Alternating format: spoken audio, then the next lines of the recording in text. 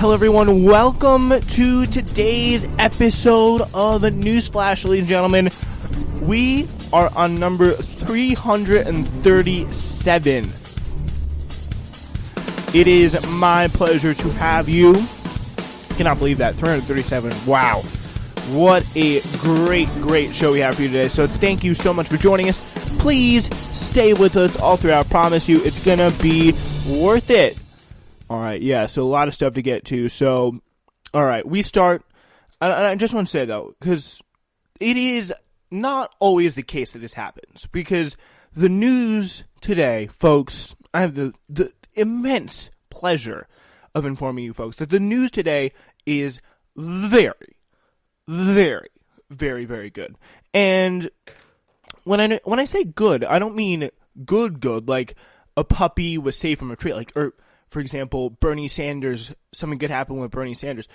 I don't mean that, but I mean it's good to talk about, because like that is for someone who wants to produce an interesting podcast or media thing every day and lives in a relatively comfortable environment, and just wants to produce good and interesting content. That's probably the best scenario, honestly. It makes my life a lot easier, because yeah, I like to see good things happen, but my close second, if not really first, is when there's something interesting to talk about in the news, which there really is a lot of interesting stuff to talk about today. So I am very grateful for that. And it doesn't really happen that often. I mean, sometimes I just have to make some stuff up. Or just do some media story that like no one really cares about.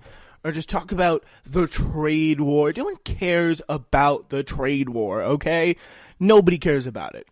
I mean, if you're a farmer, I guess you care about it. But how many farmers listen to this show? Maybe if you do, please come and get in contact with me. Leave a comment on the show if you're a farmer, okay? That's what I would like to see you do.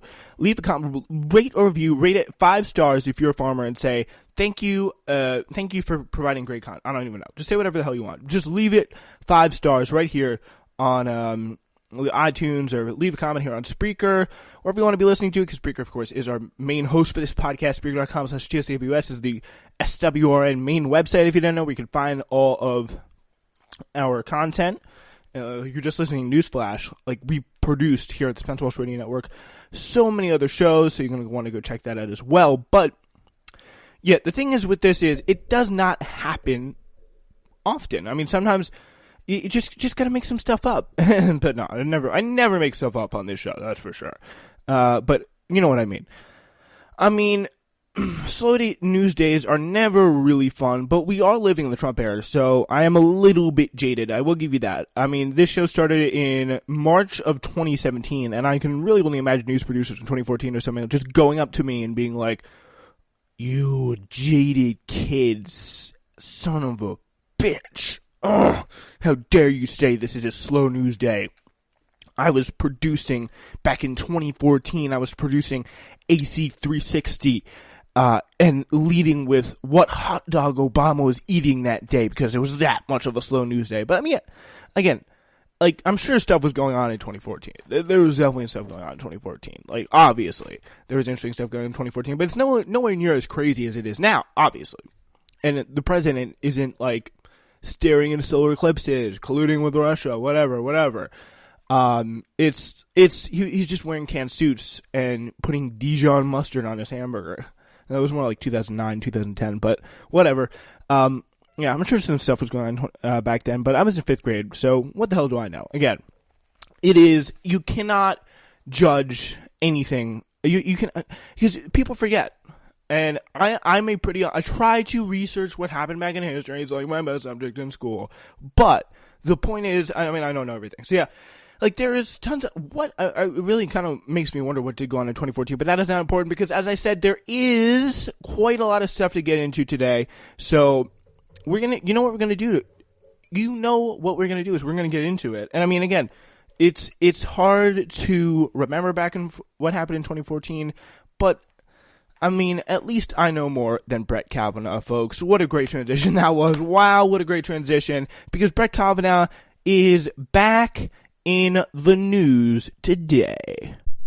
Yeah, that's right. We're talking once again about Brett Kavanaugh. He is back in the news, folks. It is not good. And of course now, unfortunately, he is Justice Brett Kavanaugh. And you may have possibly thought, and I think you would have been pretty reasonable to do so, that kind of being accused credibly of rape and sexual assault, actually lying under oath and acting like a 5-year-old in your confirmation hearing may have been enough to disqualify you from becoming a justice on the U.S. Supreme Court. And I know if Christine Blasey Ford, the person who testified that he raped her in high school, if she had acted like that, I think things would have been a lot different for her, but she was very incredibly composed and compelling, so that's kind of where that difference lies. I literally remember exactly where I was when I watched that testimony, and I just remember that day so vividly and so well.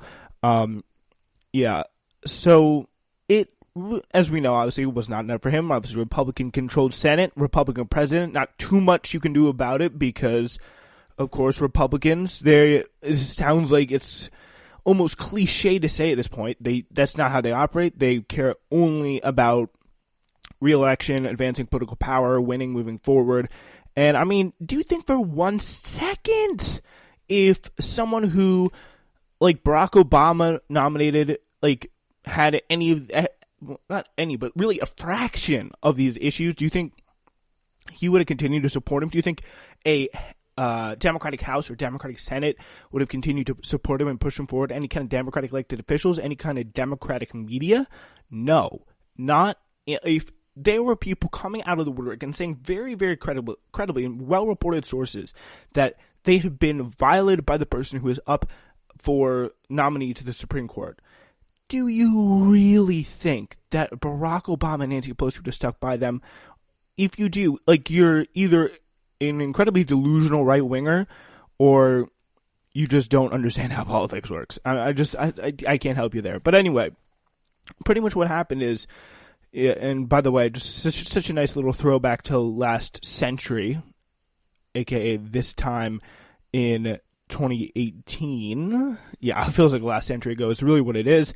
It not only was he an accused high school rapist, it was Christine Blasey Ford and her very, very compelling testimony, if you remember, but he was a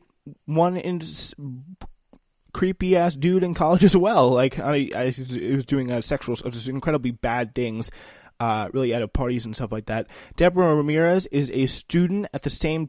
She was obviously a student at the same time in Yale Law School, and she had allegations that she did some pretty creepy things. He did some pretty creepy things to her in a dormitory party in Yale Law School. Those were pretty much subsequently thrown aside. There was a movement to have an FBI investigation about it that went absolutely nowhere. It was really kind of shut down, unfortunately. And the Republicans, Brett Kavanaugh, like they all moved on. There were even some more people that came forward and said that, well, okay, I have bad stories too. I want to get to the FBI about this. Maybe they can investigate it. Maybe they can help me a little bit. But it's really, really quite incredible to see how steadfastly they're ignored, how they were pushed out of the limelight and spotlight by the Republicans, who were pretty much, they cared about only one thing, which was getting this guy in. And it was really, really incredible to see. So, yeah, Deborah Ramirez, think back to her. She, I believe Jane Mayer or Ronan Farrow in the New York Magazine had the story about that back when all this was really at its peak. And pretty much the creepy thing that happened there was, according to the New York Times, he asked her to touch his exposed penis at a dorm party. So that's pretty much what was going on there. It was obviously very disgusting. And Kavanaugh obviously denied that. He said that Ramirez's allegations were untrue, saying, quote, "None of the witnesses in the room support that. If that had happened, that would have been the talk of campus in our freshman dorm." And this, again, is a direct quote from the Times. Quote, "Our reporting suggests that it was the talk of the campus." So, yeah, here's the report. At least 7 people, including Miss Ramirez's mother, heard of the Yale incident long before Kavanaugh was a federal judge. 2 of those people said they learned of it just days after the party occurred, suggesting that it was discussed among students at the time. This is a freshman at Yale, a classmate by the name of Max Steyer, saw Kavanaugh with his pants down at a different drunken dorm party where friends pushed his penis into the hand of a female student. So, who do you think that might have been? Deborah Ramirez. Steyer also said that the incident, that he reported the incident to both senators and the FBI during the vetting process. So again, it wasn't only women who Kavanaugh had a bad experience. It was people who saw this too. Nothing happened, apparently. Max Steyer, one of the witnesses named in the New York Times article, writes Glenn Kirshner on Twitter, who's NBC News and MSNBC legal analyst. There is no doubt in my mind he's telling the truth about what he witnessed Kavanaugh do. Congress needs to investigate. So yeah, he's pretty much saying that Glenn Kirshner, who's an MSNBC legal analyst, kind of backing him up, saying this was a major, major problem. This was a thing that really happened. People were talking about it. It was embarrassing. And that is now the guy who is on the highest court in the lands for life.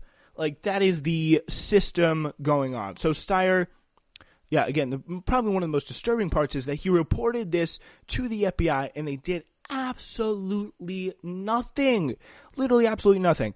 Ramirez's allegations went nowhere with the FBI despite a list of 25 possible corroborating witnesses. This is a quote from the New York Times now. Ramirez's legal team said the FBI was given by the legal team a list of at least 25 individuals who may have had corroborating evidence, but the Bureau, in its supplemental background investigation, interviewed none of them. None of them. Though we learned many of these potential witnesses tried in vain anyway to reach the FBI on their own. So, yeah, real credit to them there. It was an incredibly bold thing to do, come out and say this, when there really was not that much of a case for, there was no real reason to believe that they would get in, but still, they tried anyway. So that's respect to them for that. 2 FBI agents interviewed Ramirez, telling her that they found her story credible, but the Republican-controlled Senate had imposed strict limits on the investigation. So again, I mean, a lot of people are going to say things about the FBI, and I think that's totally, I think in a lot of cases warranted, but it seems like based on what we hear from the New York Times now, that they actually were kind of hamstrung by and handcuffed by the Republican controlled Senate, and what they're trying to do here, limiting this investigation incredibly. We have to get authorization to do anything else, says Bill Petard, just one of Ramirez's lawyers, recalled the agent saying. It was almost a little bit apologetic, almost as if they're saying, we really wish we could help you, but we need to get authorization from the Senate. They're not going to do it, so we can't really help you. Sorry about that. So, like, that is that's pretty incredible way to look at this. Good tweet from Ben Rhodes on this saying, quote, turns out a weekend FBI investigation that talked to almost no one wasn't the best way to vet someone getting a lifetime appointment to the most powerful court in the world. So, yeah, again, that guy in there, high school, college creep, still in there, and still making horrific rulings against unions, environment, migrants from the South American border. Like, he's still in there. It's not going to change. It's all very great stuff. Yeah, and it turns out now there is a third woman. Actually, my apologies. It turns out the guy who I mentioned before, Max Steyer, he described the third incident happening. The woman he saw Kavanaugh waving his penis in front of and asking her to touch it was not, in fact, Ramirez, but another woman who is yet to be identified, and Steyer reported this incident to the FBI, and they did nothing. So that is kind of what happened there. But the thing is, Kavanaugh did the same thing to Ramirez at the college party that was, as the New York Times says, the quote-unquote talk of the campus. And I also want to remind you what Kavanaugh did to Christine Blasey Ford in high school, if you remember that. Just to get you some of the details of it to make your memory fresh of some of the just disgusting stuff that this guy who is now on, again,